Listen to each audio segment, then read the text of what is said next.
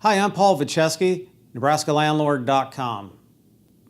Today we're going to be talking about a Nebraska law, and the law is called the Carbon Monoxide Safety Act. It passed in 2015 and it went into effect January 1st, 2017. Now this particular law does impact landlords and property managers as well as those of you that are selling real estate.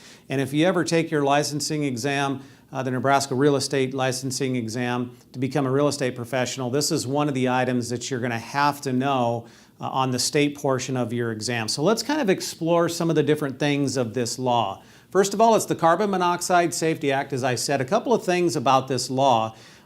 Number one, it does apply to sellers of single-family homes as well as sellers of multifamily homes where these properties are used as residential dwellings. There are some regulations for the commercial, but that's a different set of laws we're not going to talk about here. So we have sellers of single-family homes.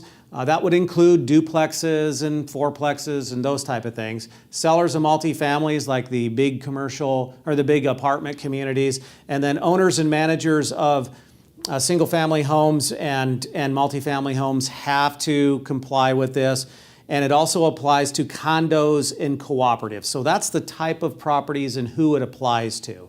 If you look in another column that we have here, the requirements of this law, number one is if you're selling or using the property as a rental for residential, then this law applies to you.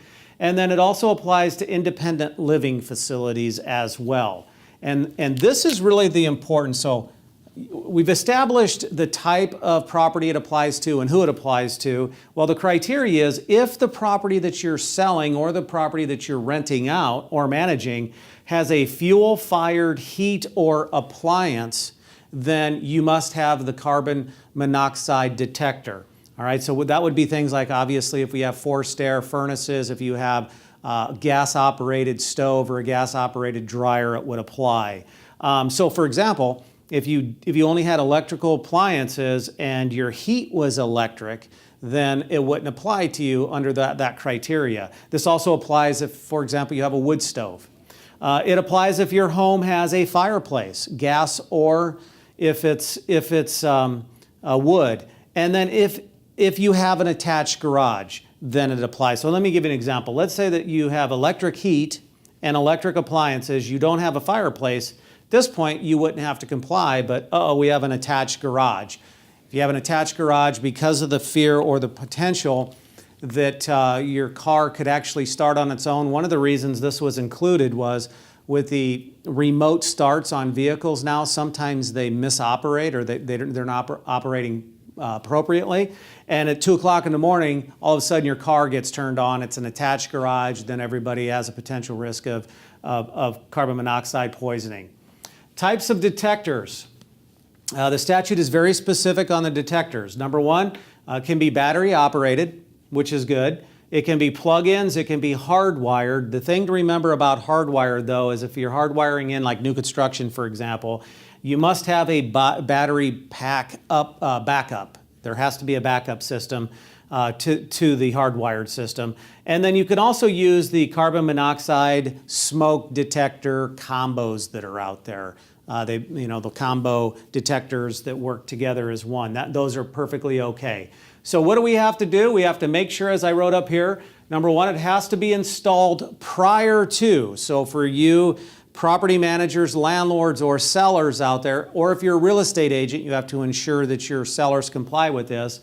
It has to be installed, the detectors have to be installed prior to your new tenant moving in, so what we call prior to tenancy, or prior to title transferring. So before closing, the detectors would have to be installed, and this is very important.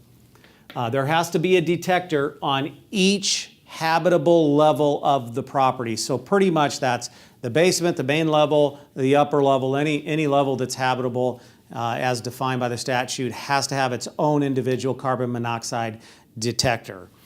Make sure that you follow the installation rules. There are, it has to be a certain height. You don't want it up on the ceiling, those type of things. So just make sure that you comply with the installation instructions.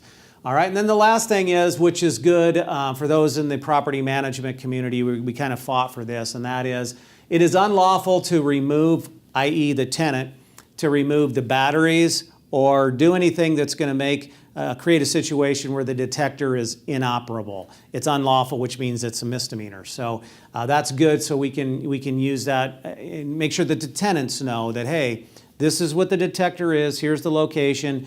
If you hear this sound, it means the battery is needing to be changed. If you disable it in any way so it's not operational, that is an actual crime. So that's something that you can let your tenants know.